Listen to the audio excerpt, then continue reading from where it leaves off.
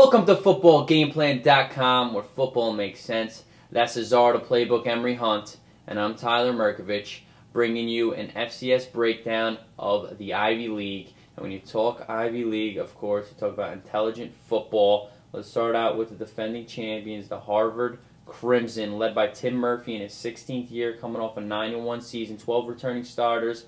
Collier Winters takes over for Chris Bizzotti. James Williams is their main offensive lineman who will make holes for second-team All-Ivy running back Gino Gordon. Well, one thing they also have coming back is their top three wide receivers. You look at Matt Luff, all-conference player, 875 yards receiving, 5 touchdowns. 16.5 yards per catch. That means he makes a lot of big plays in the passing game, so that's a real good player to get back. You also look at like you said, the All-Ivy running back Chris Gordon, another good player, nearly 600 yards rushing.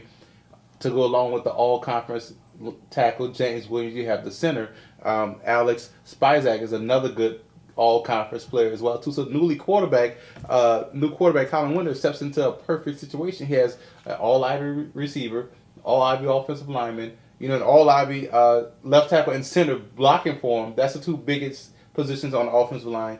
And the all-Ivy running back. So he has an ideal situation. I like what they have on offense. All-Ivy everywhere. We're not talking about Wrigley Field either. Exactly. Hog Molly's up front on defense, lead the defense. Brenton Bryant, defensive end, and Carl Ehrlich, the nose tackle, and their secondary is a strength. Yeah, the secondary really is a strength. You look at both free safety and strong safety are two strong positions for those guys. Colin Zeich is a strong safety, all-Ivy performer. You look at Ryan Barnes at free safety, 3 interceptions.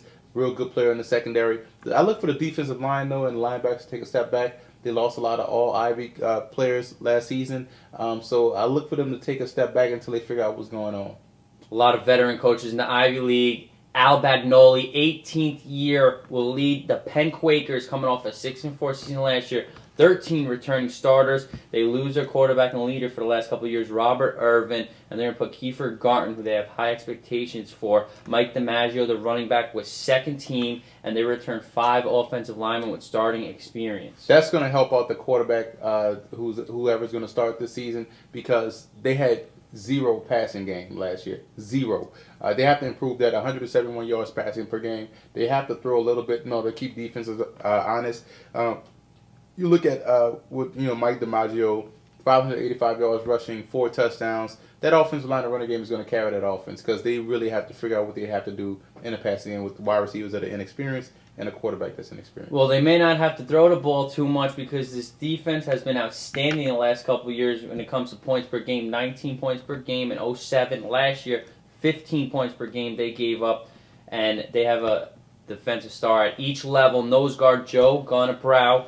Linebacker Jake Luco was the leading tackler, who, by the way, will be my defensive player of the year in the Ivy League, so don't take him. And cornerback Chris Wynn, first team All-Ivy. He's a 4-year starter now. Well, they run the 5-2 defense, and their run defense is real phenomenal. 91 yards a game, 3 yards a carry they're giving up. So they really play stout defensively. And to run the 5-2, you have to be strong up front. That's why that nose guard, Joe Gunnaprow, is a real good player. 8 TFLs, so he lives in the backfield. That's the strength of that defense. So I like the defense. Drew Goldsmith, defensive end, 4 sacks. Also all-conference linebacker, your boy. Jake Luco is a stud. I like the way he plays the game. And also Chris Wynn, 5 interceptions, 9 pass breakups, first team All-Ivy.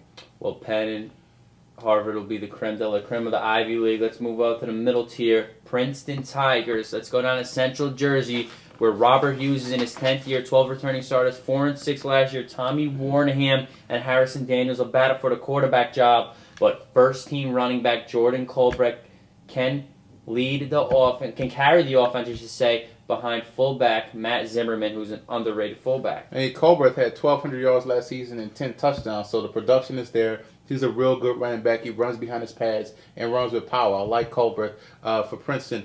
Also, you look at that offensive line, 4 starters return. All 4 starters are seniors. That is key. That's leadership. That's talent. They understand the game, and they're going to help Colbert probably get 1,400 yards this season and maybe 15 touchdowns. I like the way Princeton looks on the offensive line and running backs, but the wide receivers have to step up. Offensive player of the year, Jordan Colbert. That's another thing.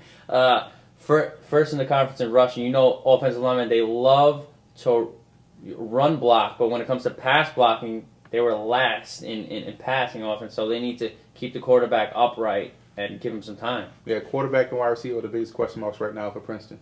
All-conference linebackers and leading tacklers Stephen Cody and Scott Britton are back on defense. Safeties Wilson Cates and Cart Kelly will lead this 3-5-3 defensive system. Well, one thing they do return is 6 starters on defense, and they can get after the quarterback. They know how to sack the quarterback. They can create pressure, create a lot of opportunities for that secondary. The linebackers are strength with Stephen Cody, 85 tackles, 4 TFLs, 2 interceptions.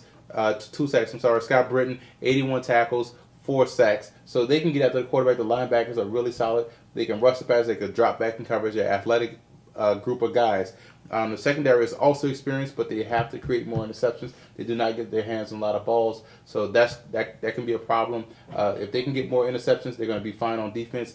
And the safety, William Cates, is a really, really good player. I like him as a player. He's a potential draft pick.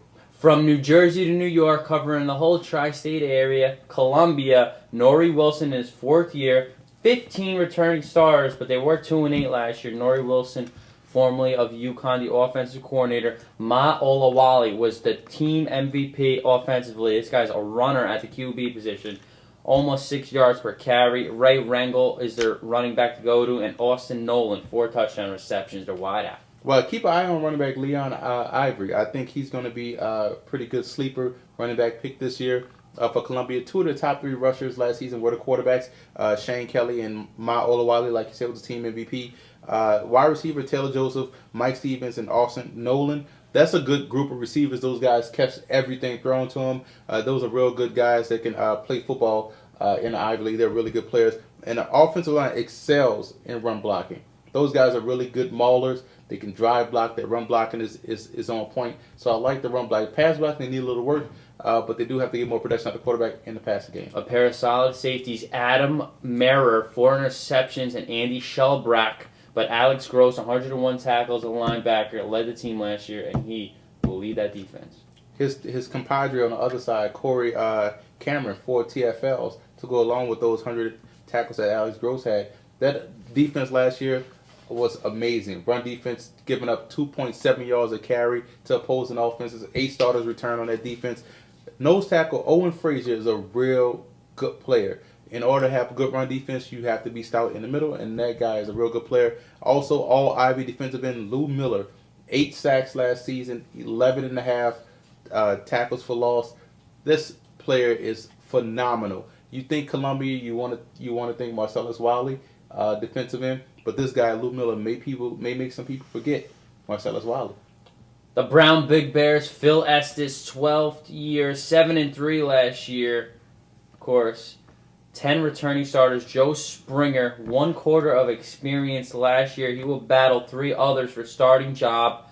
And Bobby Sewell, who's a wide receiver, is a dual threat who could take direct snaps. And fullback Matt Mangiacotti is their lead blocker. The good thing about the team, they lose their top quarterback and running back. So you might say they might struggle.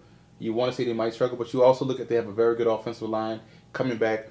Number 6 in FCS, only allowing 7 sacks. 6 in the FCS, 7 sacks allowed. That's impressive across the board. That's one of the top in that division, like you said.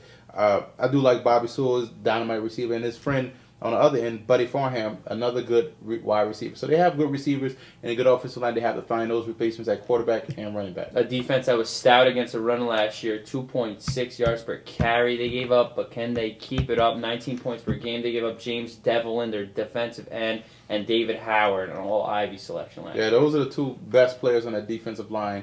Those two guys. You look at Devlin with 34 tackles and 3 sacks, and David Howard with 6.5 sacks. So you also, my question with them is the linebackers in the secondary. Can they repeat that performance? 2.7 yards a carry, 19 points per game. That's going to be tough with the talent they have remaining at linebacker and corner. But with the pass rush, those 2 defensive ends, look for them to create some havoc back there for opposing teams.